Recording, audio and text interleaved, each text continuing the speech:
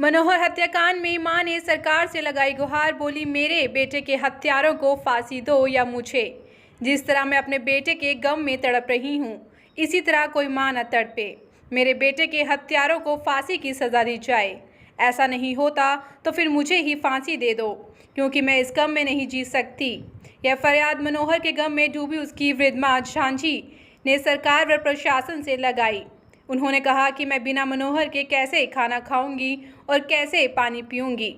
मेरा मनोहर हमें पाल रहा था। कातिलों ने मेरे बेटे को सदा के लिए मुझसे जुदा कर दिया। हमारे जीने का एकमात्र सहारा था।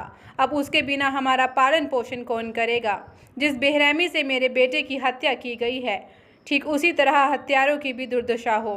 सरकार से कोई सहायता नहीं चाहिए। भूखे रह लेंगे, लोगों के टुकड़े चुन लेंगे। सरकार मेरे बेटे के हत्यारों को फांसी देगी तो मुझे सुकून आएगा। हमारे अधवारी गया दान थी, पोटे घोड़े थे अधवारे भागा सुबह जागा घरे काम बोड़े चलिया घोड़े ले गए 7 बजे गल के 7 बजे उसे गल के जी 7 बजे ते निकाल के अपने 7 बजे गल के फिर देखना चला मेरे फोन करना वो चाचे रा मुंडा जशोगा तैसे गल करना रहा। बोले भाई जी आऊँ चलिया थोड़े घोड़ ढूँ ते बता चलो ना 7 बजे तक 7:30 बजे तक गल होई ते सी अपने चाचे रे मुंडे सी मेरी तड़कना बाद बिल्कुल नहीं। फिर फोन सोचो गया मेरे मुंडे ने तेन चाचे ने 8 बजे फिर फोन किया दे जे भाई मनोहर तो या काम बढ़ गया या तेरी घोड़े काम बढ़ गई तब बिल्कुल नहीं लग गया थे सिर्फ फोन सोचो मेरी तेने बुझा जे ठग गया ऐ ठगी गई है भाई ने आज नहीं दूसरे रे काम बढ़ चल गया मनोहर अपने घोड़े ले गए। मेरी रहना दी पता नहीं चला मेरी चली आए मंगले री रात तो सिर हाल बोरो दे साहब उन्होंने तो बोलने बुरी बुरी दशा से बच्चा मेरा रख रखा ये मेरी सरकार कहना मिलती नहीं मेरे मनोहरे री बस तो ही बदला लेना पाया ने कड़ी की कड़ी सजा फांसी जत्रे भी ने झूठ ने बोलने जनानी ने लाने जनानी मारो जनानी इतने रंग नहीं कर सकने जिन मेरे बच्चे चाची के और ना से पूरी नहीं ना दे सके और से मुंडे के और तेरे पूरी फैमिली के और ना पूरी फैमिली रहनी नहीं चाहिए पूरा तेरे तक हड्डा उठना चाहिए ना पूरे तेने से नगरवासी तंग के। झांझी देवी ने बताया कि उनका बेटा मनोहर 6 जून को पहाड़ी पर अधवारी को गया हुआ था और अधवारी से वापस आ रहा था तो रास्ते से गायब हो गया। उन्होंने अपने स्तर पर उसकी सभी जगह तलाश की, लेकिन उसका कहीं कोई सुराग नहीं लगा। हालांकि उसकी तलाश में समाज के सभी लोगों ने उनकी सहायता की।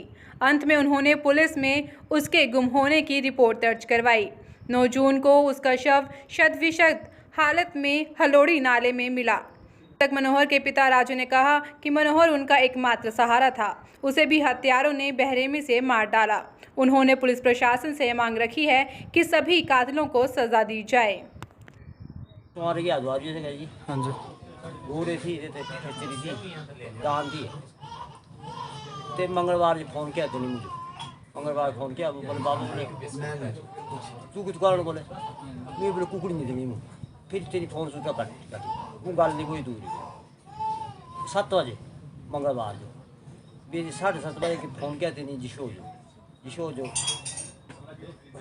मेरे पितरे पत्थर ढूंढ दी थी 7:30 बजे गल हुई फिर नहीं कोई दूर बाद फिर घोड़े री उसे शरीर पकड़ा दे ना तेसी अधवारी सब री तो गभर जो मुका मेरे तेते मुकी दिया पूर करने की जितने बंदे ना तो कोई से जनानी थोड़े मार तो मर्द भी थी ना तो जनानी मर्द सारे थी तो पूरे बंदे नहीं थी 7 आदमी ने से मारना परिवार से 7 मारने वाला तो 10 परिवार न गया पर थोड़े बच्चे भी नहीं ना तब जनानी मर्द से सारे मारो।